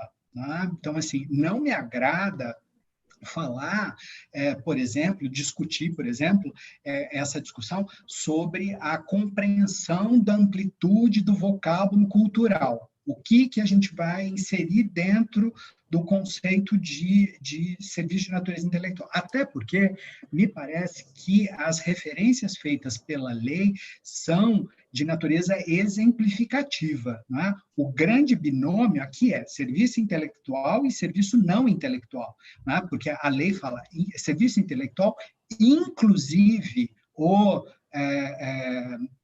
serviço intelectual, inclusive o científico, o artístico, o cultural. Esse inclusive não significa exclusivamente o cultural, aquilo que eu vou entender por cultural, aquilo que eu vou entender por científico ou por artístico. Né? Então, assim, me parece que a dicotomia é basicamente essa, intelectual, não intelectual, mas sempre com esse componente da manifestação da vontade. Até porque, vejam, eu sou além de juiz, eu sou professor. Na minha função de professor, na Fundação Getúlio Vargas, eu, evidentemente, exerço atividade intelectual, pelo menos eu penso que é intelectual. E, no entanto, o meu vínculo é CLT, porque eu ajustei isso com a minha empregadora. Então, a manifestação de vontade ajustada entre nós caminhou nesse sentido. Agora, se a vontade desses atores fosse num sentido diferente, isso estaria ok. Agora, para serviços não intelectuais, essa deliberação de vontade sobre estar na PJ ou não estar na PJ, ou seu vínculo CLT, por exemplo, isso não se apresentaria. Então, assim, me parece, Karen, amigos, que a questão básica talvez não seja tanto trabalhar com o aposto, inclusive isso e aquilo, senão fazer a oposição. O que não é intelectual? Né? O que a gente vai colocar dentro desse escaninho, digamos assim, de excludência de operação não intelectual? Então, assim, a modelo, quando desfila, ela está exercendo uma atividade que não é intelectual, porque eu não consigo construir dali uma ilação. Eu acho que isso é extremamente complexo. Talvez a gente só consiga compor esse problema com análise casuística mesmo, né? E aí eu reforçaria essa ideia que foi apresentada por Marialva no sentido da soberania do fato sobre qualquer outro aspecto, né? Conceitos absolutamente fechados, uma espécie de tabela, né? Jogador de futebol, cantor, escritor, professor, advogado, conselheiro, etc. Então, eles estão do lado da luz, os outros estão no lado da sombra. Eu realmente não consigo imaginar isso, a não ser por esse aspecto do fato. E me parece que a mensagem totalmente desnecessária, colocada na parte final do artigo 129, que me parece mais confunde do que ajuda, né? Sem prejuízo da aplicação do artigo 50, teria talvez só o aspecto pedagógico de chamar a atenção das pessoas, no sentido da preponderância do aspecto fático. Então, vejam, é lícito pejotizar para essas situações prescritas no 129, sem prejuízo da aplicação do artigo 50. Agora, o que significa aplicar o artigo 50? O que significa desconsiderar a personalidade jurídica? Né? Isso é feito à luz do quê? Dos fatos que foram investigados. Né? Mas eu estou colocando isso, nesses termos, na minha compreensão, pensando agora mais no aspecto formal, no aspecto procedimental, que a Receita, ela de fato não está autorizada a usar essa parte final do artigo 129, o que não significa que ela não tenha o dever de avaliar se o que foi submetido à tributação o fora corretamente.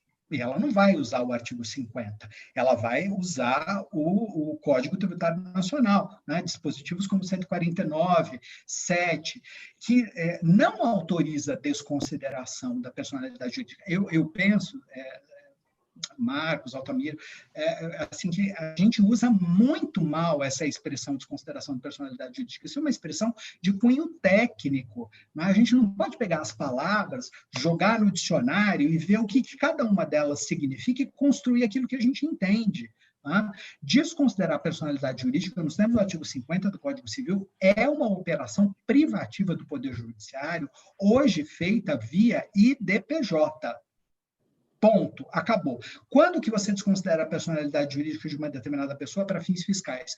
Quando a relação jurídico-tributária, fisco, imaginem que tenha sido lavrado o auto de infração, né? Foi submetida à tributação aquela renda percebida pela pessoa jurídica. O fisco olha para aquilo e diz, isso é simulação, lavro o auto de infração e digo, eu, fisco, não estou em relação jurídica com a PJ, eu estou em relação jurídica com a pessoa física. O fisco não desconsiderou personalidade jurídica. A desconsideração da personalidade jurídica pressupõe o prévio estabelecimento da relação jurídico-tributária. E aí, então, nos termos do artigo 50, o que você faz? Você pega o sujeito passivo que está delimitado na obrigação posta, né? Na obrigação que vale, de fato, né? Eu tomo esse sujeito passivo e vou atrás dos bens de um outro sujeito e digo, essas personalidades jurídicas se confundem, estão amalgamadas, como se fosse uma coisa só. Quem pode fazer isso? Só o judiciário pode fazer isso. Desconsiderar a personalidade jurídica, a personalidade da PJ, para dizer que é a física que responde por essa dívida. Agora, vejam, quando a autoridade administrativa está revendo os atos praticados pelo contribuinte na intenção de proceder lançamento substitutivo, lançamento de ofício substitutivo, enfim, com multa, sem multa, não importa, mas o fato é que ela vai proceder ao lançamento de ofício substitutivo, ela não está desconsiderando a personalidade jurídica. Eu não diria, sabe, Maria Vasquez, eu acho que é uma distinção importante, né? Desconsiderar negócio, desconsiderar personalidade, desconsiderar o objeto ou a pessoa. Eu acho que é uma distinção interessante, mas eu ousaria dizer que isso pode ser colocado no capítulo da retórica, porque, em rigor, a administração não desconsidera nada, ela detecta a presença de ato fraudulento, de simulação, mas tem que provar por A mais B, e a prova ela não deve ser feita à luz de conceitos a priorísticos. Olha, nós todos aqui deliberamos que futebol não é cultura, logo, e tudo isso é uma grande fraude. Não, eu vou ter que entrar dentro das circunstâncias fáticas, Exatamente. analisá-las e procurar depurá-las. Agora, evidentemente, eu posso ter no seio da administração uma convicção particular de que futebol não é cultura, futebol está fora disso, formular o conceito a priorístico, e aí a gente sai da discussão de nível fático e entramos numa discussão de nível normativo. Qual é o tamanho do 129?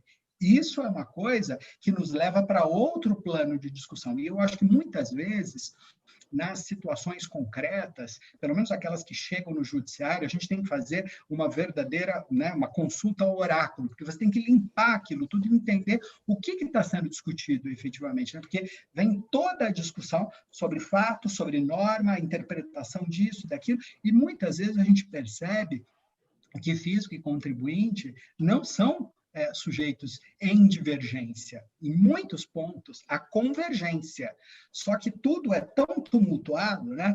E as paixões vêm, naturalmente, né? Que a gente não consegue limpar muito bem o panorama. Mas, assim, eu aprecio muito essa discussão, mas eu realmente, talvez, por conta da nossa origem do PBC, né, Karen? Eu gosto muito de esquematizar as coisas nesse nível para tornar visível o problema. Onde está? Me parece que o problema está basicamente no plano fático, como foi levantado. Não é possível que se sonegue à administração a possibilidade de investigar a intimidade de uma pessoa jurídica forjada não no sentido ruim, né?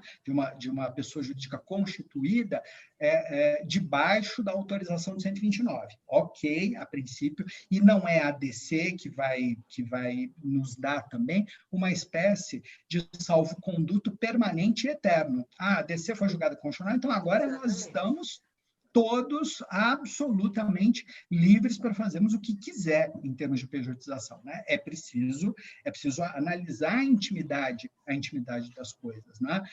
Sobre o que você falava, Karen, do problema do nível de subordinação, né? É outro problema que só o fato vai poder dizer. A gente não tem uma régua medidora de subordinação. Passou do item tal, começou a ficar vermelho, laranja, vermelho, né? Não existe isso, né? Subordinação é uma coisa que existe na essência da relação humana, e relação jurídica é uma relação humana. Tá? Então, assim, se você está em relação jurídica, você está num certo nível de subordinação. Se eu estou prestando, eu vou me usar mais uma vez como exemplo, eu presto serviços intelectuais para minha empregadora e eu tenho uma subordinação. Só que eu entro dentro da sala de aula e na hora de prestar efetivamente o serviço, hoje em dia eu não entro, né? Tudo pelo computador, mas enfim, na hora de executar efetivamente o serviço, eu abro a boca e eu falo o que eu quiser. E, no entanto, por um conceito a priori, eu estou em subordinação com a minha empregadora. Então, vê que coisa interessante, o pacto assumido a priori determina que eu estou num nível de subordinação artificialmente determinado pela natureza do contrato que nós fizemos. Não é? Agora, porque ninguém fala para mim o que eu tenho que dizer na sala de aula. Como que eu tenho que conduzir, qual é a nota que eu tenho que dar para o aluno, se eu tenho que aprovar ou reprovar, qual é o percentual. Dizem que tem escolas em que isso acontece, né? Mas nesta, onde eu estou, isso não acontece. Então, o fato é que, como é difícil, né, definir subordinação, eu procuraria trabalhar debaixo da ideia de que existe um conceito, existe um campo de artificialidade para o conceito de subordinação que o direito contempla para determinadas hipóteses, e existem outras hipóteses que não estão presas a esse nível de artificialidade conceitual que demandam produção de prova, porque aí, quando eu não estou no campo artificial do direito, eu vou para o campo natural dos fatos. e aí então eu tenho que avaliar, não é, se estão presentes características que também o direito do trabalho não nos ajuda em nada. A mim, pelo menos, quando eu analiso questões previdenciárias, e aí trazem prova emprestada do direito do trabalho, dos processos, eu tenho vontade de chorar quando eu olho aquilo. Eu amaldiçoo assim, o legislador que um dia falou de prova emprestada, porque eu fico com vontade de jogar tudo aquilo no lixo, que não serve para nada, para a formação da minha compreensão a respeito de como os fatos se projetaram. Então, vejam, existem conceitos que vêm pré-ordenados lá no direito do trabalho e que revelam um pouco, na minha compreensão, a respeito desses fatos, né? Eu queria lançar essas ideias, né? Ajudo pouco, mais atrapalho, mais tumultuo, mas eram essas ideias que eu queria colocar, pelo menos no primeiro momento, não sei se dá tempo de voltar depois. Não, eu quero tomar a bola da sua mão, que você está com passe de bola há muito tempo, já que estamos falando de futebol. Eu queria fazer só uma colocação aqui. Eu fico feliz que o Judiciário está afinado, então, com a Receita Federal, na mesma linha de raciocínio que a gente não vai ter como definir a prioristicamente as situações, como só ser no direito tributário, né? Porque é questão de subsunção. Mas eu queria fazer uma provocação, porque eu só tem uma situação que eu acho que tem como a gente definir a prioristicamente, que é exatamente o tema principal da nossa live, que é a questão da celebridade, que é o direito de imagem. E aí é por isso que eu quero fazer a provocação para você, Paulo, e para Marcos também, se puder ajudar, que é o seguinte: esse dispositivo, a gente não tem como agora definir o que é de natureza científica, artística, cultural, como eu falei, como o Paulo também pensa. Mas a gente tem como definir o que é prestação de serviço, a prioristicamente. E aí é que vem para a minha pergunta, eu gostaria de ouvir vocês. Eu entendo que mercantilizar o direito de imagem, seja de que natureza for celebridade, desde da Gisele Bündchen ao Neymar, isso não é prestação de serviço. Isso é um patrimônio do indivíduo, protegido, inclusive, pela dignidade, da esfera da sua dignidade, é um patrimônio que era imaterial, se transformou num patrimônio material, mas ainda continua sendo do indivíduo, que ele está vendendo ou cedendo, mediante o pagamento, o direito de uso dessa imagem. Eu não consigo ver, e aí é por isso que eu vou fazer a provocação, eu queria ouvir também os demais, como eu posso incluir o direito de imagem como uma prestação de serviço, ainda que a imagem seja de um intelectual, seja de um artista, seja de um jogador de futebol. Então, esse conceito, eu acho que a gente tem como definir prioristicamente, sim, se a imagem está aqui, se o direito de imagem está aqui dentro. E esse direito de imagem, eu volto a ressaltar, ele tem aspectos diferenciados. Uma coisa é o direito de imagem de Neymar vestindo a camisa da Nike, jogando bola. Outra coisa é Neymar fazendo a propaganda de um relógio. Assim como uma coisa é Gisele Bündchen desfilando na passarela. Outra coisa é Gisele Bündchen fazendo propaganda do shampoo. Então, assim, eu não consigo ver como Neymar vendendo o relógio na propaganda no jornal, na revista, na televisão, ou Gisele vendendo o shampoo que ela faz a propaganda, isso possa ser, gente, uma prestação de serviço. E, sinceramente, eu acho que esse caso aqui, eu tenho como definir prioristicamente.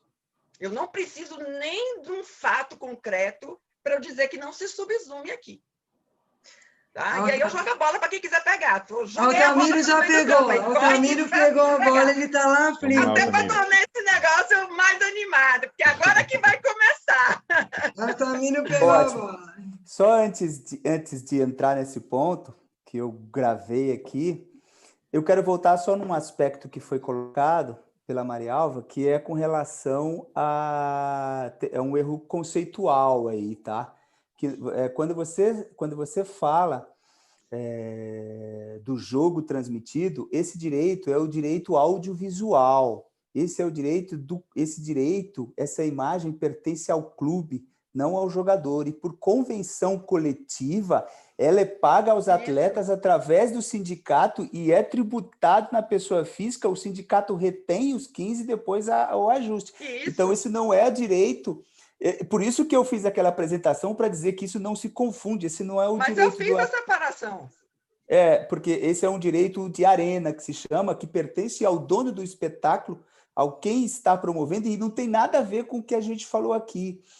Porque dentro dessa questão, o que nós estamos falando, e até vou pegar com essa questão que você diz que não é uma prestação de serviço, veja, pelo que foi colocado nessa questão conceitual que você diz, se eu pego lá o jornal no supermercado, vou dar um exemplo, um jornal ou jornal de final de semana, né, impresso que nós recebemos, e lá dentro tem um encarte que não tem a foto de ninguém, mas ele tem lá aquela cartilha, aquele guia oferecido por quem está vendendo algum produto, dizendo, olha, você vai encontrar esse produto ao custo sal. Isso é uma prestação de serviço ou não?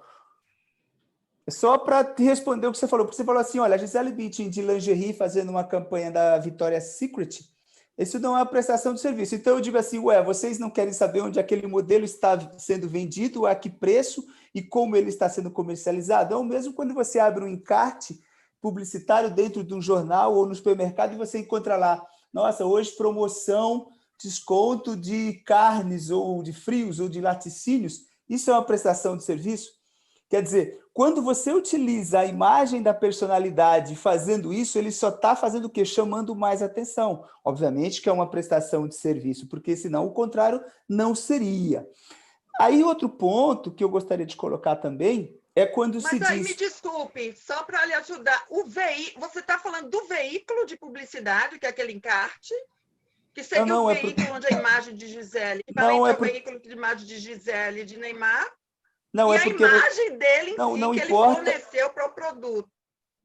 Não, eu estou dizendo para você, quando você está dizendo que a cessão temporária, a utilização de uma imagem, que pode ser da personalidade ou de qualquer instrumento, para fornecer uma informação, você disse que isso não é uma prestação de serviço. Então, aí existe um erro conceitual grave do mercado, porque isso não se dá, é o que eu estou te falando, isso não pode se dar por um economista, isso se dá pelo mercado. É quem está recebendo a informação e diz, nossa, que bom saber disso. Quando eu digo que bom, fui informado sobre isso, eu estou dizendo, puxa, existe uma prestação de serviço. Aonde me dirigir, em que prateleira encontrar, em que loja encontrar, quem vende isso, quem produz isso, obviamente é uma prestação de serviço. Mas outro aspecto que foi colocado, que nós estamos dizendo, é o seguinte, note que é a maneira de fazer, que eu entendo como o Dr. Paulo falou muito bem. Gente, na sociedade e na sociedade mundial, tudo que é ilícito, ele tem que ser punido, ele tem que ser evitado, ele tem que ser estabelecido a regra. Todo o resto que é lícito, que está dentro do ordenamento, ele está ali e está dado. Eu estou dizendo isso porque foi colocado assim, jogador de futebol só abre empresa para sonegar imposto. Opa! Aí você diz, nossa vida, aí é o que o Dr. Paulo falou. Você fala assim, puxa, se você já parte dessa premissa e esse é o teu conceito, então eu te diria assim, lembre-se que no caso apresentado em questão, a celebridade, a imagem, o brand, nasceu antes do atleta profissional. E aí toda a carga de investimento, de cessão, de construção de um brand, de associação a grandes marcas, de prestar um serviço. Porque, lembre, quem determina se está havendo uma prestação de serviço é o contratante. Porque o contratante, quando ele faz aquela contratação, ele fala, puxa, isso vai agregar valor ao meu produto. E, com isso, eu estou adicionando mais qualidade ao meu produto e ao meu serviço. E é isso que eu vou... E aí... Por que os contratos, por que uma empresa estabelecida há 14 anos, ela perdura? Ela perdura porque o mercado enxergou o serviço, a prestação de serviço e atribuiu o valor. Porque se fosse o contrário, o próprio mercado vai bani-la. Nem precisa que a Receita o faça ou o Judiciário. O próprio mercado faz o quê? Ele exclui um produto que não agrega valor. Eu digo isso porque, tendo em vista que que o atleta, que aí nós estamos falando de outra coisa, que é a remuneração de atleta, que não se confunde, é uma coisa completamente autônoma de um ativo que tenha valor, que no caso aí é a imagem, e a imagem, lá o doutor Marcos vai entrar, acho que é o artigo 5º da Constituição, se eu não me engano, diz assim, a imagem tem o valor e o aspecto patrimonial, dissociado do aspecto personalíssimo. Está lá no Código Civil, aí o doutor Marcos vai falar melhor. Altamira, eu estou deixa eu dizendo fazer isso uma porque... observaçãozinha. Não, um segundo, Marcos. Por quê? Note que quem estabelece as alíquotas de tributo é a própria Receita, o próprio ordenamento da Receita, de acordo com o faturamento. Então, eu diria, hoje, a empresa Neymar Esportes, ela está no lucro real. Então, ela fatura, ela paga a carga tributária maior que na pessoa física. Se assim o fosse, e se a visão fosse só reduzir carga tributária, nós falaríamos, opa, eu quero voltar para a pessoa física, ao invés de pagar 34, pagar 27. Quando, na verdade, o que se dá é por faturamento, e a transição entre os regimes fiscal se dá por faturamento e natureza do que se explora. É só para fazer essa... Volta a palavra aí. Eu só queria fazer uma observação na colocação da Maria Alva. Se você entender... É claro que a exploração do direito de imagem tem uma parcela clara de serviço, né? Porque eu tenho que prestar aquele serviço. Se for para uma filmagem, só tem que ir lá. Se for para ir, ela... Agora, mesmo a questão da cessão do direito, que é o que você está abordando, o serviço ele tem duas faces, né? Uma daquela obrigação de fazer, clássica do direito civil, né? E fazer ou não fazer, mas hoje em dia é muito mais visto pelo conceito da utilidade. O Supremo tem dito isso em várias situações, na questão do streaming, questão de cessão de direito. O ministro Gilmar entendeu que cessão de direito é passível de ISS. O conceito mais moderno, e há discussão, porque existem várias correntes, mas o conceito mais moderno de serviço ele é mais amplo. Ele porque o mundo não... Cada vez mais esse mundo digital é tudo... você gera uma utilidade, você não faz nada. Ele baixar o serviço lá do streaming da televisão, hoje em dia o Supremo diz que é serviço. Então, essa tua interpretação talvez seja mais estanque no conceito, não tem um fazer, porque eu estou dando meu direito para ele explorar, né? É claro que vai ter sempre uma parcela de serviço, né? Porque eu tenho que tirar foto, o Neymar tem que ir lá tirar foto, o Cristiano Ronaldo, não estou falando Neymar, mas qualquer um que fosse nisso, tem uma parcela da prestação, mas isso é absorvido. Falar não dessa, está querendo falar da cessão de direito. E ela está se enquadrando pelas discussões recentes, que é muito comum em ICMS e ISS, como serviço. O Supremo disse isso várias vezes. Então, nesse aspecto, talvez o 129 valesse. Tá muda. Só uma consideração aqui. Eu vou fazer uma consideração aqui. De fato, a gente tem essas decisões. Eu acho que hoje o que a gente tem de atividade que não está dentro desse conceito de obrigação de fazer, e também o Supremo afastou a tributação, é um caso de locação de bens móveis, mas, porque isso a gente tem uma súmula, e essa súmula, obviamente, a gente não pode ignorar ou apagar do sistema. Agora, a gente tem uma situação efetivamente a gente tem uma situação de todo o resto, e aí a franquia, a cessão, etc., todo esse resto ter sido considerado prestação de serviço, seja pela Lei Complementar 116, que é de âmbito nacional e define o que é a prestação de serviço, para fins de competência de ISS e para fins de competência de ISS e ICMS, seja por conta das decisões do Supremo Tribunal Federal, seja porque não faria sentido. Ela é uma atividade, ela está ali para ser tributada, e eu tenho necessariamente, por trás de todas essas atividades, eu tenho uma prestação de serviço por trás, não tenho a menor dúvida disso. Esse é um ponto, mas o que eu acho que a gente precisava só, eu gostaria mesmo de aproveitar aí a última rodada que vai chegar no Paulo, para colocar, e eu gostei muito da fala do Paulo, porque a gente tem que trazer os conceitos, porque uma coisa é olhar para o fato e a receita, sem dúvida nenhuma, ela pode dizer, você recebeu esse dinheiro. Por exemplo, nada ter acontecido, ter recebido pela pessoa física, ela dizer que é pela pessoa jurídica, etc. Então, olhar o fato, não tenho dúvida nenhuma. E que isso não tem nenhuma relação com a desconsideração da personalidade jurídica. Mas eu tenho outras situações, Paulo. Primeiro, nos casos de conselhos de administração, por exemplo, não raro a Receita baixa o CNPJ da pessoa jurídica. E, para mim, ali, claramente, ela baixa, por quê? Porque ela tem uma discussão de substância da pessoa jurídica. E, para mim, ali, claramente, a despeito dela não estar dando o efeito dos 50, que é afetar os bens da pessoa jurídica, ela está, sim, desconsiderando a personalidade jurídica de uma empresa. Então, eu acho que os conceitos aqui a serem definidos e isso, para mim, muda com a DC, não muda, né? Porque não deveria nunca precisar de uma DC. O que muda, para mim, é, efetivamente, o que está protegido pelo ordenamento aqui.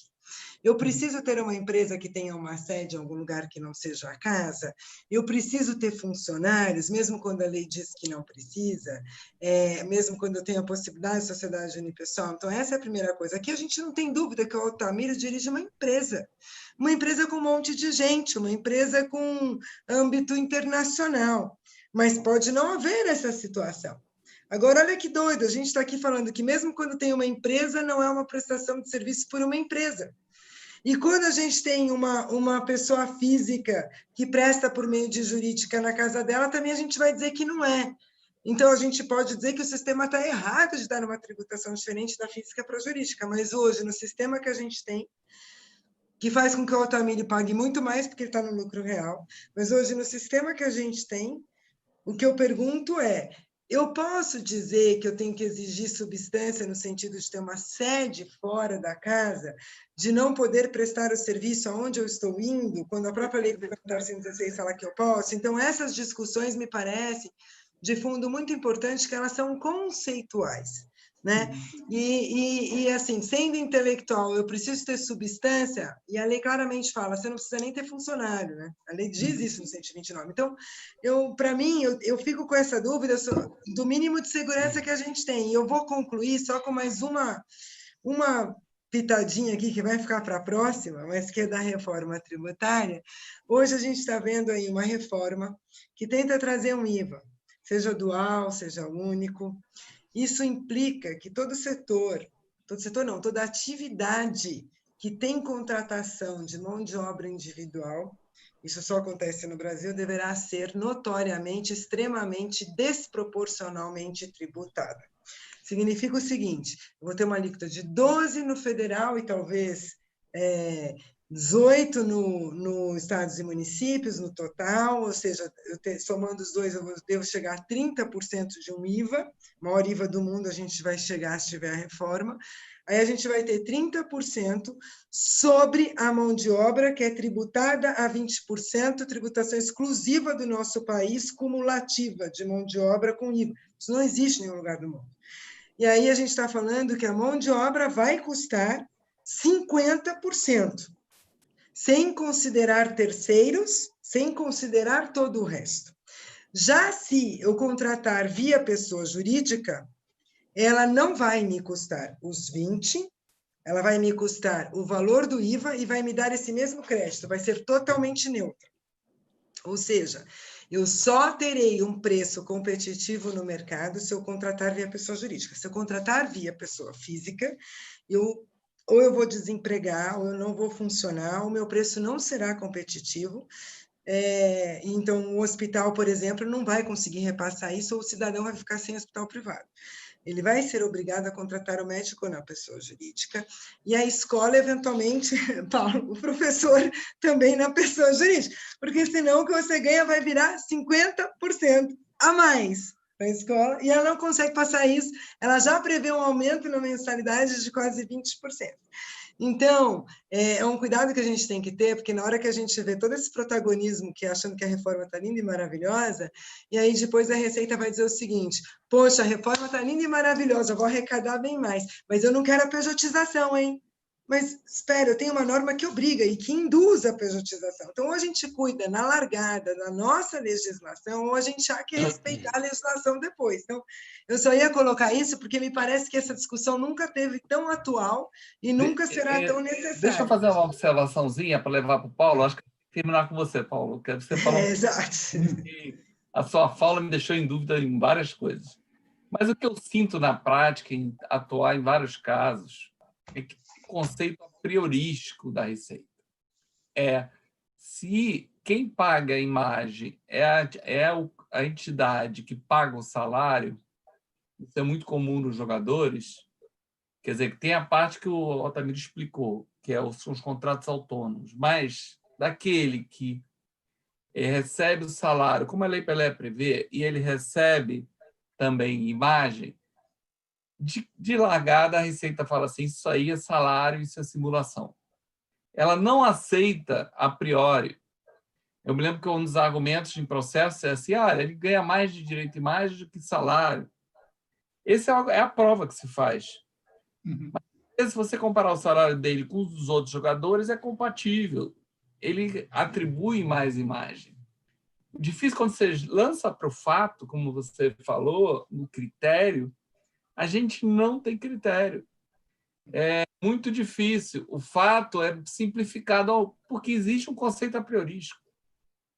Se a fonte pagadora do teu salário está te pagando imagem, não pode. Automaticamente isso aí é fraude, simulação e abuso, né? E eu fico preocupado quando diz que não desconsidera. Tá certo, tem o mecanismo do 149. Mas e a proteção da entidade? Isso fica à mercê do fisco. Vai falar, sai para lá, jurídica, que eu não estou desconsiderando, mas eu estou fazendo a relação correta. Isso é uma questão de prova, devia ser mais cautelosa e mais cuidadosa. O fato aí tem que ser muito claro, e não provas muito... A prática, provas muito superficiais, que às vezes são admitidas, eu acho, até porque é uma rejeição a esse artigo 129. Aparentemente, ele não deveria existir. É um pouco o meu sentimento. Então, a sua fala, eu entendo que não dá para pré-definir o que é. Tem que olhar para a prova. Mas quando a gente vai para o campo probatório, não tem critério nenhum. Talvez o judiciário forme. Né? Toda vez que o judiciário é chamado a falar, ele é mais pró-contribuinte nesse caso. Por isso que eu estou falando dos critérios, Marcos. Quais são esses critérios? Substância da pessoa jurídica. Esses critérios têm que decorrer do conceito normativo mesmo. A lei exige o quê? Normalmente, a substância sobre a forma, um dos critérios que não, querida, mas a pessoa jurídica é uma ficção. Vamos ouvir o Paulo. Então, não, mas eu acho que assim, o que a gente tem que entender é que a gente saiu, pelo menos conceitualmente, né, do campo da licitude, entramos no campo da ilicitude. Né? Então, assim, trabalhando com a ideia de competência, assim, a autoridade administrativa ela tem dever de fazer esse tipo de avaliação. Tá? Agora, assim, tabular critérios fechados em nome de uma suposta segurança jurídica, eu acho que é absolutamente impossível. A gente está falando aqui, Karen, Marcos, de uma coisa com outra coloração, com uma coisa sobre a qual a gente já conversou muitas vezes, que é o problema de caracterização de grupo econômico irregular. Tá? Você não tem uma tabela fechada. Você tem indícios. Agora, o que não dá, eu não estou querendo dizer, quando eu falei o que eu falei, eu não estou querendo dizer que a Receita está assim, top em tudo nisso. Não se trata disso. Não adianta dizer, colocar no auto de infração que, olha, eu detectei fatos, tal, né, e dar essa coloração de que a investigação é fática e não simplesmente de exploração de conceitos, conceitos a priori, né? Os fatos precisam estar narrados, tá? E eles precisam, de fato, revelar uma intenção que não é a de economizar tributo, tá? Porque a legislação, ela, de fato, autoriza esse reencaminhamento, essa opção. não para todos os casos, né? Mas para alguns casos ela autoriza essa opção. Então, isso precisa estar desenhado. Agora,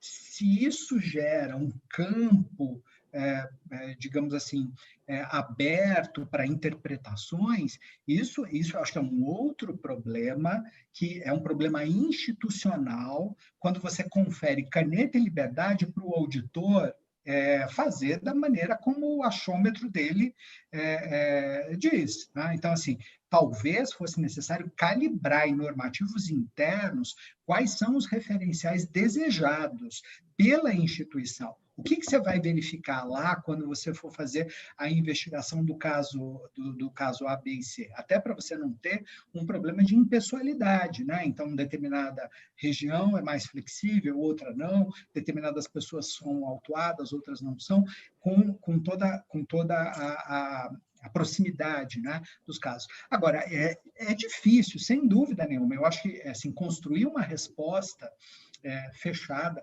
sobre questão fática, né, a gente, eu sei que é pesado dizer isso, mas a gente está lidando basicamente com direito sancionador, direito penal, a gente está lidando com conceitos de ilicitude. Né? A gente tem os tipos, como no penal, a gente tem os tipos fechados, mas para a autoridade que preside um inquérito indiciar, ela tem que fuçar o fato. Não adianta ela dizer eu acho isso. Tá? Ela tem que fuçar o fato e provar o fato. Então, lá, evidentemente, que talvez os critérios sejam mais robustos, porque nós estamos trabalhando com coisas que tão historicamente presentes no nosso plantel aí há muitos anos. Agora, isso tudo é uma grandíssima novidade. E aí eu voltaria naquilo que Altamiro falou, que eu acho que é o que falta na nossa prática. A gente se fecha no direito, na nossa narrativa jurídica. É advogado, é juiz, é procurador, a gente se fecha na nossa narrativa e não fica permeável às informações do mercado. Quem que vai dar essas informações definitivas sobre como classificar essas coisas tão estranhas da contemporaneidade? É o mercado. Eu não tenho como me fechar a isso. Né? Eu me lembro que alguns anos atrás, hoje em dia talvez esse não seja um exemplo muito interessante, mas alguns anos atrás, eu me lembro de um caso que eu fiquei perplexo, porque se discutia se o negócio que tinha sido importado pela empresa era livro ou brinquedo. E aí tinha, obviamente, consequências tributárias severas. Sabe aqueles livros que você abre e aí surge um boneco, uma coisa assim? E aí diziam, não, isso é brinquedo, isso tem que ser tributado como brinquedo. E quem tinha feito a operação dizia, não, isso é livro.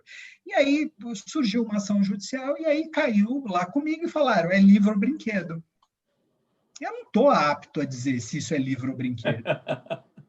A não ser por uma questão de deleite pessoal. Né? Então, assim, eu tive experiências mais ou menos felizes na minha infância. Quer dizer, eu vou me valer disso, dos meus traumas, né, com leitura ou com brinquedo. Não dá. Né? Então, assim, eu confesso para vocês que eu custei um baita tempo, mas, assim, eu falei, eu vou designar uma perícia de ofício. E chamei os advogados, o procurador, falei assim, eu vou mandar fazer uma perícia de ofício. Se vocês não chegarem a um consenso, eu vou mandar fazer uma perícia de ofício. E aí designei uma professora de literatura e uma pedagoga. Fiz os quesitos e falei, me digam o que vocês acham disso. Né? Vamos buscar no mercado externo como é que as pessoas veem, têm compreensão disso. E ainda assim, obviamente, não me deu segurança, mas assim, eu não tenho resposta. Eu falo mas me parece que o judiciário não tem resposta. Né? Se em algum momento o Supremo disse alguma coisa a respeito de determinadas operações, franquia, isso, aquilo, eu acredito que ele tenha sido abastecido com informações consistentes a respeito da operação. Isso não é uma informação do direito. E a gente precisa se habituar na nossa prática a ouvir o advogado falar menos de inconstitucionalidade, constitucionalidade, legalidade, ato administrativo, isso, aquilo, teoria do não sei mais o quê, e falar mais da operação, descrever a operação, né? E se o juiz não quiser ouvir, paciência, né? Espera o próximo grau, né? Espera ir para o tribunal. E aí repete. E se não der, vamos contar a história no outro grau. E se não der, um dia vai dar, né? Porque o que a gente tem hoje, de fato, uma demanda muito forte no direito tributário, pelo fato, mas nessa perspectiva, Karen, numa perspectiva real. Não é o fato que vem para o processo, simplesmente é o fato que eu vou buscar reconhecer nas suas características. E com essa coisa toda da atualidade, né, que vocês estavam comentando, você estava falando, Marcos, dessas novas mídias, né, que geram perplexidade, né? Como é que a gente vai fazer essas classificações? Tá? Ótimo. Pascoal, acho que nós estamos há quase 2 horas, eu acho que tá bom, né? Sim, acho que sim. Infelizmente, a gente não vai conseguir responder ali as perguntas. Nós atrasamos 10 minutos para começar, mas nós já passamos aí, agora são 7 horas, então a gente ultrapassou 20 minutos. Muito. Eu quero aqui, enfim, agradecer novamente aqui ao Altamiro, Paulo, a Marielva. Sua estreia de live, Marielva, foi fantástica, viu? Se foi a primeira, vai ser a primeira de muitas, espero que com a gente aqui. Pascoal, Marielva está aguardando a próxima comigo. Eu só fiz apanhar, porque eu estava sozinha aqui defendendo a receita. Comecei aqui no time com o Paulo, mas depois ele abandonou no segundo tempo, meu time. Olha, mas... Marielva, dele, mas vou deixar... Marielva, 4 não conseguem te vencer. Fica sim. E eu estava notando isso aqui, que isso que a Eda está fazendo aqui é fantástico, né? Quer dizer, juntar professores, advogados, os representantes de empresas, do judiciário, da Receita, é realmente fantástico o que a gente está fazendo. A Eda está aqui atrás de mim na imagem, vocês estão vendo, logo, essa pandemia sob controle, a gente vai poder receber todo mundo que está assistindo aqui na escola. Quero fazer uma observação, Karen, você precisa falar mais da reforma. Eu vejo os advogados tributaristas aí em grupos muito fechados, independente de pró-governo ou não pró-governo, mas eu acho que outro dia você falou algo numa live e uma pessoa me disse que mudou de posição ouvindo você falar. Acho que a Eda precisa organizar algo com você falando. Acho que eu não posso porque é fantástico a forma com que você vê e a forma com que você expõe isso. Acho que o Altamiro está concordando aqui comigo. Acho que a gente poderia fazer uma logo aqui para você falar mais sobre isso. Nessa daí a Marielva não vai brigar comigo. Aí não sei dizer. Eu fiquei bem importada. Olha, muito obrigado mesmo a todos. Até uma próxima oportunidade. Quem não pôde assistir agora aqui, a gente teve um índice aqui de pessoas aí médio bastante alto assistindo, mas com certeza agora gravado aqui nos canais do YouTube da Eda e da Busca Legal, tenho certeza que esse vídeo vai ter muitas visualizações. Obrigado a todo mundo. Tchau, tchau. E permaneçam, pessoal. Espera um pouquinho.